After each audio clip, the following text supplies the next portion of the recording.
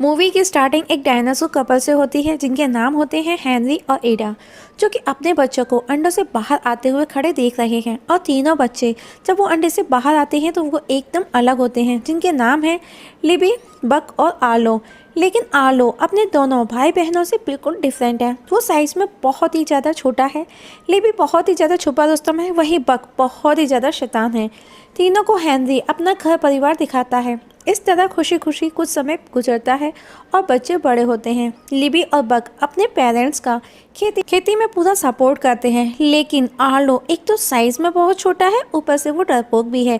Even वो एक Henrietta chicken से भी डर जाता है। हेनरी उसे हर बार समझाने की कोशिश करता है, लेकिन आर्लो एक डरपोक डायनासोर है और उसे अपने साइज की वजह से भी किसी भी काम को करने में प्रॉब्लम्स फेस करनी पड़ती है। हेनरी और ईडा खेती करके अपना परिवार का पालन पोषण करते हैं और विंटर सीजन के लिए वो खाना भी जमा करते हैं।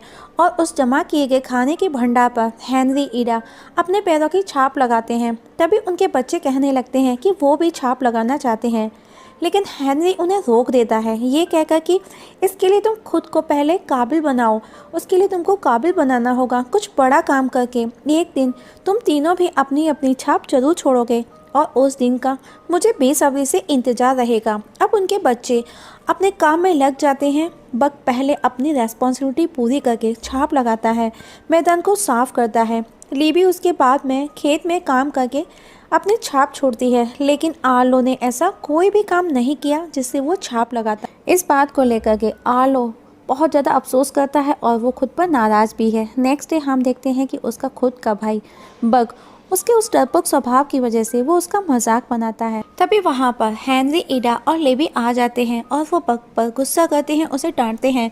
लेकिन आर्लो कहता है कि एक ना एक दिन वो वहाँ पर छाप जरूर लगाएगा, एक दिन वो जरूर आएगा। तब रात को हेनरी आर्लो के पास जाता है, वो उसे जगा करके अपने साथ लेकर जाता है।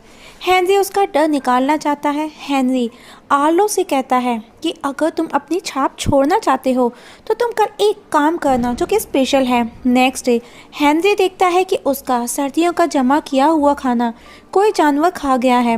तब वो आर्लो को उस जानवर को पकड़ के मारने का काम देता है। अगर आर्लो उसे पकड़कर मार देगा तो वो हेनरी की छाप के बाजू में अपनी छाप लगा सकेगा।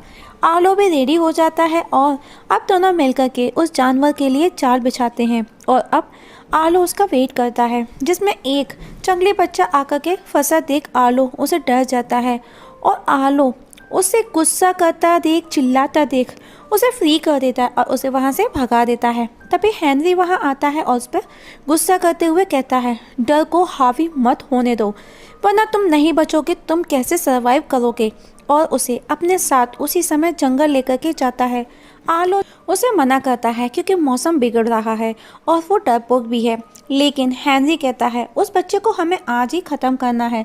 लेकिन आर्लो आसमान में चमकने वाली बिजली से भी डरता है और उसका पैर स्लिप हो जाता है, वो गिर जाता है। ये देख हेनरी उसके पास आता है, उसे अफसोस है कि वो उसे यहाँ पर लेकर के आया, लेकिन वो उसका डर निकालना चाहता है और वो दोनों वापस घर लौटने लगते हैं। लेकिन उसी समय मौसम और ज़्यादा बिगड़ने लगता है, बाढ़ आती है और हेनरी और आर्लो खुद को बचाने की कोशिश करते हैं। लेकिन हेनरी आर्लो को तो बचा लेता है, लेकिन खुद उसमें बह जाता है। और अब आर्लो ईडा के साथ मिलकर सर्दियों के लिए खाना इकट्ठा करता है, जहां उसे वही जंगली बच्चा मिलता है। उसे पकड़ते पकड़ते आर्लो भी नदी में गिर करके बह जाता है और एक जगह पहुंचता है जहां वो बहुत ज़्यादा उदास है। तभी उसे वही जंगली बच्चा नज़र आता है और आर्लो उसके पैरों के निशान का पीछा करते करते एक चोटी पर पहुंच जाता है, जहां उसे नदी नज़र आती है और उसे अपने फादर हेनरी की कही बात भी याद आती है कि अगर कभी भटक जाओ तो बस नदी ढूंढ लेना, घर का रास्ता अपने आप मिल जाएगा।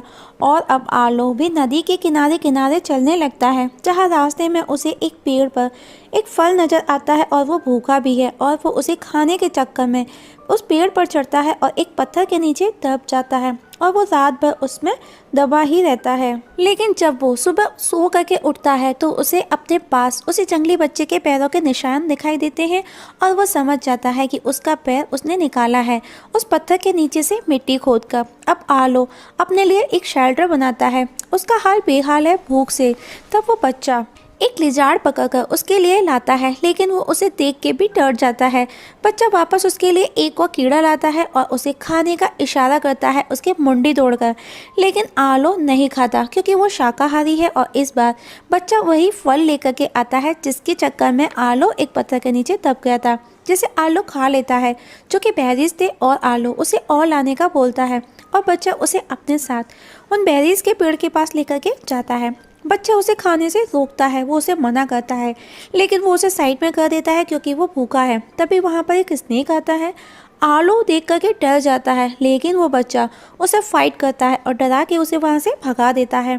तभी वहाँ पर हम फॉरेस्ट वुडबश को देखते हैं, जो कि पेट कलेक्टर है। वो आलो से उसका नाम पूछता है। वो कहता है कि इस बच्चे का नाम क्या है, जिस पर आलो कहता है मुझे नहीं पता। दोनों डिसाइड करते हैं कि ओके, जिसके नाम पर वो बच्चा रेस्पॉन्स सबसे पहले देगा उसका वही नाम रखा जाएगा। और अब दोनों कई नाम लेते हैं, लेकिन हम देखते हैं कि आलो के स्पॉट बोलते ही वो उसके पास आ जाता है और अब दोनों के बीच में दोस्ती हो जाती है। और अब दोनों पंजा पर्वत की तलाश में निकलते हैं। रास्ते में दोनों बहुत ज़्यादा मस्ती करते हैं, लेकिन आलो अभी भी डरपोक ही है। एक दिन रास्ते में आलो हेनरी मीन्स अपने फादर की तरह स्पॉट को जुगनू की दुनिया दिखाता है। और अब ये देख आलो बहुत ज़्यादा उदास हो जाता है। उसे अपनी फैमिली, अपने फादर की बहुत याद आती है और वो स्पॉट को अपनी फैमिली के बारे में बताता है, लेकिन स्पॉट को कुछ भी समझ नहीं आता, ऐसा आलो को लगता है। तभी स्पॉट 3 लकड़ी लाता है और एक सर्कल बना करके उसके बीच में खड़ा करता है और उसमें से 2 लकड़ियों को मिट्टी के ढेर में दबा देता है और एक को बचा लेता है, जो कि वो अपनी फैमिली का बता रहा था आलो को कि उसके पेरेंट्स भी इस दुनिया में नहीं हैं। और दोनों बहुत ज़्यादा उदास हो जाते हैं और अपने अपने पेरेंट्स को मिस करते हैं। अगले दिन दोनों पंचा पर्वत की तलाश में निकलते हैं, लेकिन अचानक काले बादल घेर आते हैं, बिजली चमकने लगती है। ये देख आलो को हेनरी की डेथ का याद आता है और उसके सामने वही मंजर फिर से आता है और वो डर के वहाँ से भागता हुआ एक पेड़ के नीचे छिप जाता है। और अब वो सुबह जब देखता है तो वो नदी से बिछड़ चुका है और वो बहुत ही ज़्यादा दुखी और परेशान है। तभी उसे आसमान में कुछ पक्षी उड़ते हुए नजर आते हैं और वो उन्हें आवाज़ लगा करके उनके पास जाता है और उनसे पंचा पर्वत का पता पूछता है, क्योंकि उसे अपने घर जाना है। उस पक्षी का नाम होता है थंडर क्लैप, जिसे देख स्पॉट छिप जाता है क्योंकि वो पक्षी खूंखार मांसाहारी शिकारी है। आलो उसे घर तक पहुंचने का बोलता है, लेकिन थंडर कहता है तूफान के बाद भाई लोग बहुत ज़्यादा घायल हो गए होंगे, उनको भी तो देखना है, पहले वो करेगा उसके बाद वो उसका काम करेगा, जो कि अपने खाने की तलाश में है, जो कि तूफान में घायल जानवरों का वो शिकार करने के लिए निकले हैं। तभी वो स्पॉट का पूछते हैं और आर्लो उनसे डरता है और वो उन्हें बता देता है। तब दोनों उनसे बच करके भागते हुए तो डायनासोर के पास पहुंचते हैं, जिनके नाम होते हैं नैश और राम से, जिन्हें देख आर्लो डरता है और पीछे की तरफ लौटने लगता है। तभी वहाँ एक और बड़ा डायनासोर आता है, जो कि उन डायनासोर का फादर है, जिसका नाम होता है बुश। आर्लो उनसे भी पंजा पर्वत का पता पूछता है, लेकिन वो कहते हैं कि वो पहले अपनी भैंस ढूंढेंगे जो कि बिछड़ गई हैं, जो कि उनको कोई चुरा करके ले गया है। तब स्पॉट उनकी भैंसों को ढूंढने में मदद करता है और तब डायनासोर आर्लो को उन भैंसों के बीच रखे पत्थर पर चढ़कर चिल्लाने का बोलते हैं, क्योंकि वो लुटेरे वहीं कहीं छिपे हुए हैं। लेकिन वो बहुत ज़्यादा डरपोक है और वो हिम्मत करता हुआ आर्लो स्पॉट के साथ वहां जाता है, लेकिन उसके मुंह से आवाज़ ही नहीं निकलती। तब वो स्पॉट उसके पैर पर बाइट करता है और आर्लो जोर से चिल्लाता है और तभी वो भैंस लुटेरे आर्लो की आवाज़ सुनकर उन दोनों को घेर लेते हैं। तब तीनों डायनासोर भी वहां आते हैं और उन जानवरों से उनको बचाकर अपनी भैंसों को अपने साथ ले जाते हैं।